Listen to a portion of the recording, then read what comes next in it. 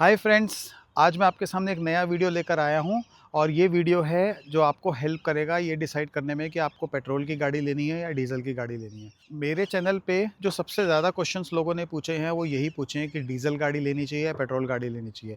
तो सबसे पहले तो मैं आपको बहुत सारे फैक्टर्स बताऊंगा जिसके हिसाब से आप डिसाइड कर सकते हैं कि आपको पेट्रोल गाड़ी लेनी चाहिए या डीजल गाड़ी लेनी चाहिए। पहले आपको मैं फैक्टर्स वो सारे क्लियर कर देता हूँ।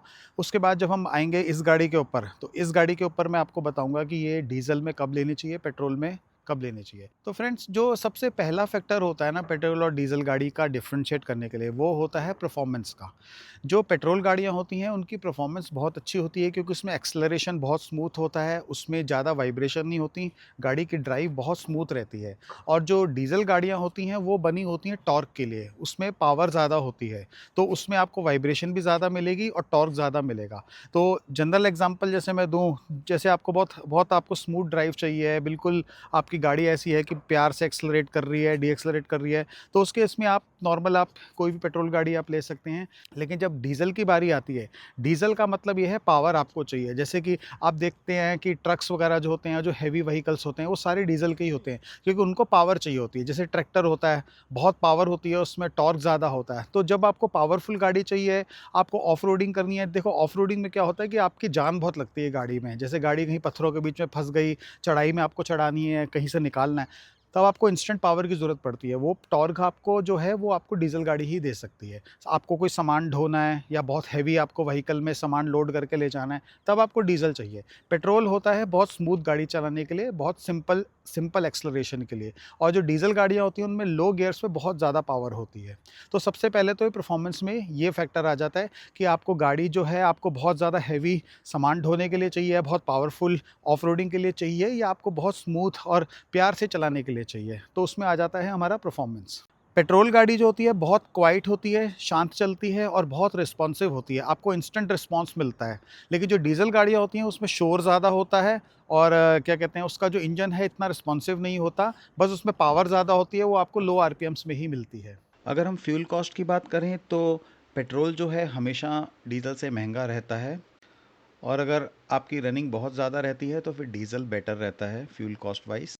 तो जो डीज़ल की गाड़ियाँ होती हैं ना, वो आपको बहुत अच्छी एवरेज देती हैं और पेट्रोल की गाड़ियाँ होती हैं वो एवरेज डीज़ल से कंपैरेटिवली बहुत कम देती हैं। अगर आप सिंपल मैथ्स अगर लगाना चाहो तो आप ये सोचो कि इतनी बड़ी जो गाड़ी है, इसमें आप 5 की एवरेज का आप डिफरेंस मान के चल लो रफ़ एस्टिमेशन के लिए। तो जैसे कि अगर ये गाड़ी अगर आपको हाईवे पे 12 की दे देती है एवरेज, ठीक है? एक्सप्रेस वे पे आपको 13 की दे देगी, लेकिन जो जनरल हाईवेज़ होते हैं उसमें 12 की मिल जाएगी आपको इसकी एवरेज। तो डीज़ल गाड़ियाँ जो होती हैं वो आपको 5 की ज़्यादा देंगी, तो 5 मतलब ये हो गया 17 की। 17 या 18 की आराम से दे देंगी एवरेज, वो भी आप जब लाइट फुट आप रखते हो गाड़ी को। तो उस हिसाब से ये है कि जो पेट्रोल गाड़ियाँ जो होती हैं वो कम चलाने के लिए होती हैं। अगर आपकी रनिंग बहुत ज़्यादा नहीं है तो आप मैनेज कर सकते हो, जैसे कि महीने में अगर 1000 से कम आपकी रनिंग है तो आप पेट्रोल आप आराम से ले सकते हो। लेकिन अगर आपकी 1000 से बहुत ज़्यादा है और तब आपको डीज़ल में जाना जाना बेटर रहेगा, क्योंकि डीज़ल में फिर आपको एफिशिएंसी मिलेगी और आपकी जो फ्यूल की कॉस्ट है वो आपकी बहुत अच्छी रहेगी। तो मैं आपको आज का ही एग्जांपल बताता हूँ। मेरे नेबर्स आए थे, उनको मुझसे थोड़ी गाइडेंस चाहिए थी, वो थोड़ी हाई एंड गाड़ी लेना चाह रहे हैं, इसी टाइप की एसयूवी, उनका बजट 30 लाख का है। तो उनका जो रनिंग है डेली की वो गाज़ियाबाद टू गुड़गाँव सोना रोड है, तो जो कि अप्रॉक्सिमेटली बैठती है आपकी 130 किलोमीटर्स की डेली ड्राइव, और महीने की आपकी उनकी हो जाएगी 3500 किलोमीटर, जो कि सिर्फ डेली कम्यूट की है, उसमें वीकेंड्स एक्सक्लूडेड है। तो उनको मैंने स्ट्रांगली रिकमेंड किया है कि आप पेट्रोल की गाड़ी किसी भी हालत में मत लीजिए, या तो आप हाइब्रिड लीजिए या तो आप डीज़ल लीजिए। तो ये एक एग्जांपल है उनका, जो एक्सट्रीम उनकी जो गाड़ी चलती है। मेरी गाड़ी जो है इसकी रनिंग बहुत कम है, आपको पता है कि मैंने अप्रैल में गाड़ी ली थी, 6 मंथ्स हो गए हैं ऑलमोस्ट, तो ये मेरी हार्डली 6000 किलोमीटर ही चली है, जो कि बिल्कुल जस्टिफाई करती है कि मैंने पेट्रोल गाड़ी क्यों ली है। नेक्स्ट फैक्टर आ जाता है मेंटेनेंस कॉस्ट का। अब मेंटेनेंस कॉस्ट की बात जब आती है ना, तो पेट्रोल गाड़ियाँ जो होती हैं बहुत कम मेंटेनेंस मांगती हैं और डीज़ल गाड़ियाँ जो होती हैं बहुत ज़्यादा मेंटेनेंस में हैवी पड़ती हैं। अब डीज़ल गाड़ियाँ मेंटेनेंस में क्यों हैवी पड़ती हैं? क्योंकि आपको पता होगा कि इमिशन नॉर्म्स जो हैं हमारे, वो स्टैंडर्ड्स जो हैं बढ़ते जा रहे हैं, और उसकी वजह से क्या होता है कि मैन्युफैक्चरर्स को इसमें बहुत सारे इक्विपमेंट्स और डिवाइसेस लगानी पड़ती हैं, जिससे कि हमारा पॉल्यूशन का लेवल जो है काफ़ी नीचे रहे। तो लेकिन उसकी कॉस्ट बियर करनी पड़ती है हम लोगों को। वही जो चीज़ें जो इसमें पॉल्यूशन कंट्रोल करने के लिए लगी हैं, जैसे डीएफ फ्यूल डीज़ल में आता है, तो इसकी वजह से हमारी गाड़ी की कॉस्ट भी बढ़ जाती है और मेंटेनेंस भी बढ़ जाती है। तो ऑब्वियस सी बात है कि जब आप बहुत ज़्यादा गाड़ी चला रहे हैं, तो फिर आपको मेंटेनेंस की इतनी चिंता नहीं है, क्योंकि आप ऑलरेडी जो अच्छी एफिशिएंसी से आप पैसा बचा रहे हैं वो आपका मेंटेनेंस में यूज़ हो जाएगा। पेट्रोल में फिर वही बात हो गई कि आपकी जब गाड़ी कम चलेगी तो मेंटेनेंस भी कम मांगेगी।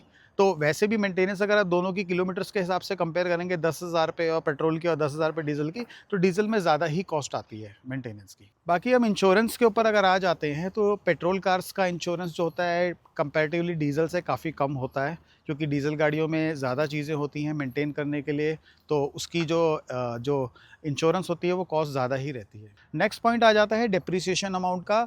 पेट्रोल कार्स जो होती हैं उनकी डेप्रिसिएशन ज़्यादा होती है और डीजल कार की ज़्यादा नहीं होती। डीजल कार की जो रीसेल वैल्यू है वो हमेशा ज़्यादा रहती है पेट्रोल से।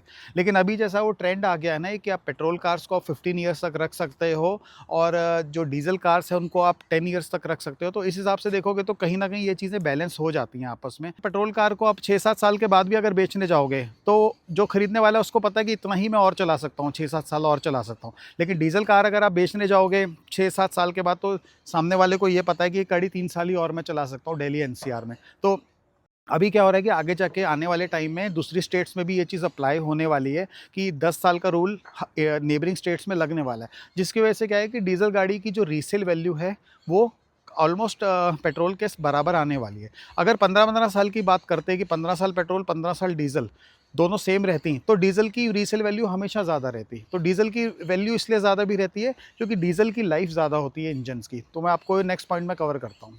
अगर आप एनवायरनमेंट फैक्टर को भी देखेंगे ना, तो जो पेट्रोल कार्स हैं वो कम पॉल्यूशन फैलाती हैं और डीजल कार ज़्यादा। अब एक आ जाते हैं एनवीएच फैक्टर पे। एनवीएच फैक्टर होता है नॉइस, वाइब्रेशन एंड हार्शनेस। तो जो एनवीएच फैक्टर होता है पेट्रोल कार्स में बहुत कम होता है, जिसमें नॉइस भी कम होती है, वाइब्रेशन भी कम होती है और हार्शनेस भी कम होती है। लेकिन ये डीजल कार्स में ये बहुत ज़्यादा होती है। जब भी आप डीजल कार में बैठते हैं आपको लगता है जैसे आप एक ट्रक चला रहे हो, वाइब्रेट करता है, रॉरिंग साउंड आती है। कभी किसी किसी को ये चीज़ अच्छी भी लगती हैं कि उनको लगता है कि चलो एक गाड़ी है, वाइब्रेट कर रही है, आवाज़ ज़्यादा है और बहुत पावरफुल गाड़ी है। लेकिन किसी किसी को शांत कारें पसंद है, जैसे पेट्रोल कार है बिल्कुल साइलेंट चलने वाली। तो ये एनवीएच फैक्टर जो होता है डीजल कार्स में बहुत ज़्यादा होता है। एक टैक्स का फैक्टर आ जाता है। जो डीजल कार्स में कई स्टेट्स कई जगहों पे डीजल के ऊपर, क्योंकि एमिशन ज़्यादा होती हैं उसमें और उसको कंट्रोल करने के लिए टैक्सेस उसके ऊपर बहुत ज़्यादा लगाए होते हैं स्टेट्स ने। तो डीजल की कार्स इसी वजह से थोड़ी महंगी भी हो जाती है, क्योंकि जब आप पेट्रोल डीजल की गाड़ी लेने जाते हो तो डीजल की गाड़ी हमेशा महंगी पड़ती है, क्योंकि उसमें एमिशन के नॉर्म्स के हिसाब से टैक्सेस ज़्यादा होते हैं। जैसा कि सरकारों ने भी अब कहना शुरू कर दिया है कि आगे जाके डीजल पे इतना ज़्यादा टैक्स लग जाएगा कि आप अफोर्ड ही नहीं कर पाओगे ये वाली गाड़ियाँ। एक जो बहुत मेजर जो फैक्टर आ जाता है डीजल और पेट्रोल कार्स में, पेट्रोल कार की जो लाइफ होती है ना, पेट्रोल कार के इंजन की लाइफ होती है ना, वो डीजल से कंपैरेटिवली बहुत कम होती है। पेट्रोल इंजन्स ना बहुत ज़्यादा चलने के लिए नहीं होते, वो आपकी कम रनिंग के लिए ही बने होते हैं।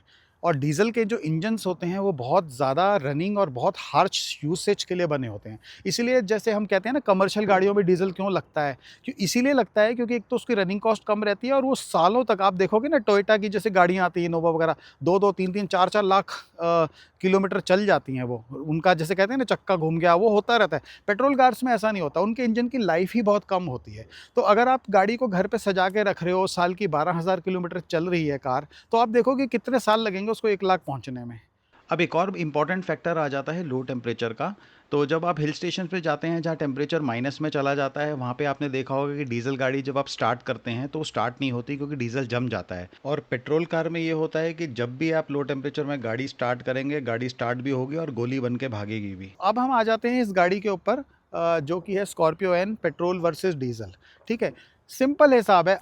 एक सिंपल वर्ड्स में अगर आपको बोलूँ, अगर आपको गाड़ी चलाने के लिए चाहिए, खूब चलाने के लिए चाहिए, तो आप डीजल लो। अगर आपको गाड़ी घर सजाने के लिए चाहिए, बहुत कम रनिंग है आपकी, कैजुअल रनिंग है, तब आप लो पेट्रोल कार। ठीक है, पेट्रोल कार का एक सिंपल फार्मूला है। अगर आप 1000 किलोमीटर्स पर मंथ की आपकी ड्राइविंग है या उससे कम है या थोड़ी बहुत ऊपर नीचे है, आप पेट्रोल कंसीडर कर सकते हो। आप सिंपल मंथली कैलकुलेशन भी कर सकते हो। मैं आपको बताता हूँ कैसे। अगर आप गाड़ी जो है बहुत ट्रैफिक जाम्स में चला रहे हो, एक ही जगह पे कंजेशन में चला रहे हो, सेम टाइप का रूट है, आपकी लोवेस्ट एवरेज आ सकती है 8 की इसमें। ठीक है, वो डिपेंड करता है आपकी ड्राइविंग स्टाइल के ऊपर भी और ट्रैफिक नेचर के ऊपर भी। मैं एक बहुत बेसिक सा बता रहा हूँ कि थोड़ा सा ट्रैफिक ऐसा हो जो मूव भी करता रहता है, बिल्कुल रुका नहीं रहता, और अगर रुकता भी है तो उसमें आप गाड़ी स्विच ऑफ कर लेते हो कि एसी वगैरह, नहीं तो बहुत ज़्यादा आपका पेट्रोल खाएंगे। तो उस हिसाब से देखोगे तो आप मिनिमम मान के चल लो 8 की एवरेज इसकी आएगी। उस हिसाब से आप कैलकुलेट कर लो कि आपके ऑफिस का डिस्टेंस कितना है, कितना आपका ट्रैफिक का एरिया है। हाईवे पे आपको, आप हाईवे पे नहीं, मतलब आपको नॉर्मल सिटी में जैसे दिल्ली में अगर आप वीकेंड्स पे ड्राइव करते हैं, सैटरडे संडे, आपको पता रहता है ट्रैफिक रुका हुआ नहीं होता, मूविंग होता है। रिंग रोड ले लो या लाजपत नगर जाना है आपको, आउटर रिंग रोड, इधर ये नेहरू प्लेस वाली आउटर रिंग रोड, तो यहाँ पे गाड़ी ट्रैफिक मूविंग रहता है। तो यहाँ पे आपकी एवरेज आपको 9 से 10 के बीच में मिल जाएगी। जैसे कि अगर आप दिल्ली से आप एयरपोर्ट की तरफ जा रहे हो तो गुड़गांव की साइड थोड़ा सा ट्रैफिक मूविंग होता है, स्पीड आपको 50-60 की मिल जाती है, तो वहाँ पे आपकी एवरेज वेरी करेगी 9 से 10 के बीच में। फिर आप जैसे हाईवे पे आ जाते हो, ठीक है, हाईवे पे जैसे आपके ट्रक्स चल रहे हैं, आपको ऐसे ऐसे गाड़ी निकालनी है, गाड़ी एकदम से ब्रेक मार रहे हो, फिर एकदम एक्सलेट कर रहे हो, वहाँ आपको 11 की एवरेज आपको मिल जाएगी। और मुंबई एक्सप्रेस वे जैसे हाईवे पे आप जाओगे, जहाँ पे आपने गाड़ी को क्रूज कंट्रोल पे 80-90 पे डाल दिया और घंटों तक गाड़ी आपकी सीधी सीधी चल रही है, आप लेन चेंज नहीं कर रहे, ना ब्रेक मार रहे हो, वहाँ पे आपको 13 की भी एवरेज मिल जाएगी पेट्रोल में। डीज़ल में क्या है कि क्योंकि एवरेज पेट्रोल से बहुत ज़्यादा अच्छी आती है, तब आप यहाँ पे ये सारे फैक्टर्स आप नहीं सोचते। फिर आपका ड्राइविंग स्टाइल और आपकी हैबिट बदल जाती है। पेट्रोल कार क्योंकि आपका एवरेज बहुत कम देती है कंपैरेटिव टू डीज़ल, तो आपको बहुत संभल के चलाना पड़ता है गाड़ी को। डीज़ल गाड़ी में आप दिमाग नहीं लगाओगे। अब आपको पता है आपकी गाड़ी ख़राब से ख़राब एवरेज भी 11-12 की देगी और अच्छी से अच्छी 17-18 की देगी। फिर आपका ड्राइविंग स्टाइल लोकल जैसा ही रहेगा, जैसे छोटी गाड़ियाँ चलाते हैं कि ये भगाई ब्रेक मारी, भगाई ब्रेक मारी, तब आप नहीं सोचोगे। लेकिन पेट्रोल गाड़ी वालों को थोड़ा सोचना पड़ेगा। तो जैसे डॉक्टर्स हैं जिनका क्लिनिक बिल्कुल साथ में है, बस 5 किलोमीटर गाड़ी चलाई और पार्क कर दी, उनके लिए सही है। जिनका ऑफिस है, शायद नोएडा में रहते हैं, नोएडा में ही किसी बगल वाले सेक्टर में उनका ऑफिस है, उन लोगों के लिए सही है। तो ये आप देख लीजिए, क्योंकि पेट्रोल की गाड़ी मैं आपको तभी रेकमेंड करूंगा जब आपको बिल्कुल, यही आप एग्जांपल दे सकता हूँ कि घर पे आपको सजा के रखनी है गाड़ी। मेरी गाड़ी घर पे सजी रहती है, तो मेरे पास सेकेंडरी कार है, मैं उसको बहुत रगड़ के यूज़ करता हूँ। डेली मेरी मतलब गाड़ी 30 किलोमीटर चल जाती है डेली की, तो अच्छी खासी मेरी ड्राइविंग है महीने की। तो लेकिन ये वीकेंड्स पे ही निकलती है गाड़ी, ठीक है। तो यही इसका बेस्ट एग्जांपल है मेरे पास। और मेरी गाड़ी जो है ऑलमोस्ट 6 महीने होने वाले हैं, 6000 किलोमीटर ही चली है। लेकिन हम आउट ऑफ टाउन बहुत जाते हैं, वो भी 2-4 महीने में एक बार चले जाएंगे। 500-600 किलोमीटर का एक ट्रिप लगा लिया हमने। तो ऐसा ही अगर आपका सिनेरियो है तो आप बड़े आराम से लो, क्योंकि फिर आपको फ्यूल डलवाने का सोचना नहीं है। महीने में आपने 2 बार टैंक फुल करा लिया ज़्यादा से ज़्यादा, इससे ज़्यादा ज़रूरत नहीं पड़ेगी। लेकिन आप डीजल गाड़ी चलाओगे तो आपको फिर सोचना नहीं है, आप फिर उसको चला चला के उसको वसूल करो, पूरा अच्छा पैसा वसूल करो। 5-6 साल में आप इतनी गाड़ी चला लोगे कि आपका पैसा वसूल हो जाएगा।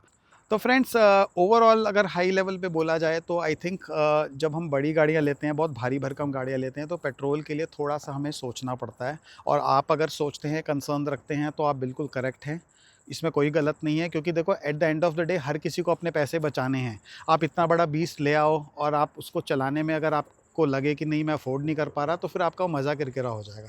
तो इसलिए अपनी ज़रूरत को आप पहचानो, खुद से पहचानो, अपने दोस्तों, फ्रेंड्स सबसे डिस्कस करो और उसके बाद आप प्लान करो। तो मैंने आपको फाइनल वर्डिक्ट बता दिया है कि ये गाड़ी जो है पेट्रोल तो मांगेगी, अगर चलेगी तो पेट्रोल मांगेगी। इसकी एफिशिएंसी लो नहीं है, इसकी एफिशिएंसी इतनी ही है, ये 8 की ही एवरेज देगी। आप ये सोचो ना कि जैसे आप, एक नॉर्मल इंसान 4 रोटी खाता है, 3 रोटी खाता है, पहलवान कितनी खाएगा? 10 खा लेगा, 12 खाएगा? भई उसको तो अपनी बॉडी को देखना है ना। तो ये भी एक पहलवान ही है, इसकी खुराक बहुत ज़्यादा है पेट्रोल के हिसाब से, ठीक है। तो आप अपने हिसाब से सोचो आपको क्या चाहिए। रनिंग ज़्यादा नहीं है तो हँसते हुए आप ये गाड़ी लो, अगर रनिंग बहुत ज़्यादा है तो आप डीज़ल ही लो गाड़ी। डज़न्ट मैटर कि वो 10 साल चल रही है, कितने साल चल रही है, क्योंकि अगर आपने उसको रगड़ के खूब चलाया ना, आप वसूल लोगे उसके पैसे, फिर आप उसको 8 साल के बाद भी हँसते-हँसते बेचोगे। तो फ्रेंड्स, आई होप आपको ये इन्फॉर्मेशन अच्छी लगी होगी और मैंने काफ़ी इन डेप्थ आपको इन्फॉर्मेशन देने की कोशिश करी है, जिससे कि आप ये डिसाइड कर पाएंगे कि आपको पेट्रोल गाड़ी लेनी है, डीजल गाड़ी लेनी है। और एक और चेंज मेरे चैनल पे होने वाला है कि मैं इस चैनल का नाम चेंज करने वाला हूँ जल्दी, और मैं अपने साथ एक पार्टनर को इंट्रोड्यूस करने वाला हूँ जो कि मेरी सिस्टर है। तो अब हम दोनों मिलकर इस चैनल को चलाएंगे, कुछ पार्ट वो कवर करेंगे, कुछ पार्ट मैं कवर करूँगा, ताकि हम आपके पास इन्फॉर्मेशन जो है बेस्ट से बेस्ट लाते रहें। चैनल का नाम चेंज हो जाएगा, तो आप प्लीज़ लाइक एंड सब्सक्राइब कीजिए हर वीडियो को हमारे, अगर आपको पसंद आते हैं, ताकि हम आपके लिए और इन्फॉर्मेटिव वीडियोस लाते रहें, दोनों मिलके, हरप्रीत एंड हरलीन। ठीक है, मिलते हैं आपको नेक्स्ट वीडियो में। Bye bye, take care and have a safe driving.